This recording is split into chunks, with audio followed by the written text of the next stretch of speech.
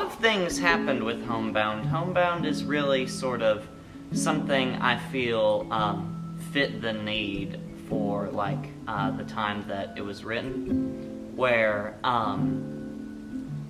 I was going through what every college student goes through, where it was just a rough time. I was dealing with sort of scary thoughts. I was having all sorts of emotional struggles, sort of, and overall an identity crisis. So what I did was I sort of put my struggle into that of a girl. And once it became about someone else, once it became about someone that wasn't me, it's sort of like whenever you're going through a breakup, you don't know what the hell to do. But when it's someone else, you can provide suggestions, you can provide support. And so, in helping this girl that I thought of, this girl named Nobody, I was able to help myself. Well, my character's name in the play is Nobody, and she's a really interesting character that I relate to a lot on a lot of levels. She wants to be a poet when she grows up, and she she thinks too much about everything that she does, and she deals with a lot of issues with her self-image, and because what the play is about is she's struggling with her depression. But I think that in the end she proves to be a really powerful character and a really inspiring person that really anyone can relate to ultimately. So it started off as sort of just a diary. I don't write novels, I don't write films. I see plays, so my diary ended up being a play. So I sent it to one of my very, very good friends, McKinley Merritt, and after about an hour she called me, and she was just all upset. She was crying, and I was very confused, and I was like, McKinley, why are you crying? Why are you doing all this?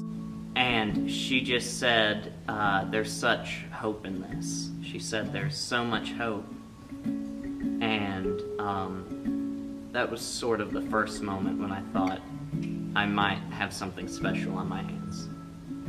My character his name is Him, and he is basically the manifestation of the main character, Nobody's, depression. And he takes the form of her ex-boyfriend, so I'm really just in her mind the whole time, and she's the only one that can see me, and basically I'm trying to do what depression does and drag her down and eventually get her to kill herself. My favorite thing about the play was being able to take this part and not relate it only to depression, but be able to also tie it back into the fact that everybody has vices and everybody has something that they struggle with personally, and then taking like what I struggle with in my vices and putting it back into the show in the form of this character. It is an inspiring show, and because it's funny and serious at the same time, and it's really well written, and it's really intense beginning to end. There's laughs and tears and really bad puns, and it's a very interesting show. It's one of the coolest I've ever been in, and it's just like an amazing script. I hope everyone comes to see it.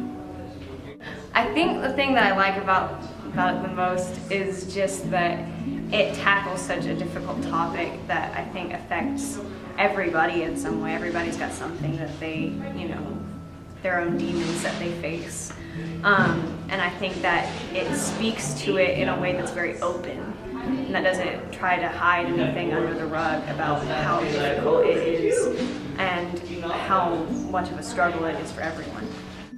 People should come see Homebound because it's a great production. I've enjoyed being a part of the rehearsal process and sitting in and watching David direct and seeing all the actors doing their work. But I think you should come see it because you'll laugh, you'll cry, hopefully, both those things. But more than anything, I hope that you find you're not alone. That's the whole reason Homebound exists. That's why it keeps going, is because there's a sort of taboo nature about dealing with things like depression, mental illness. When we think of mental illness, we think of people who go and shoot up schools. We think of characters in movies. We think of just sort of these portrayals of people who have something wrong with them. But the thing is there's nothing wrong with having something wrong with you.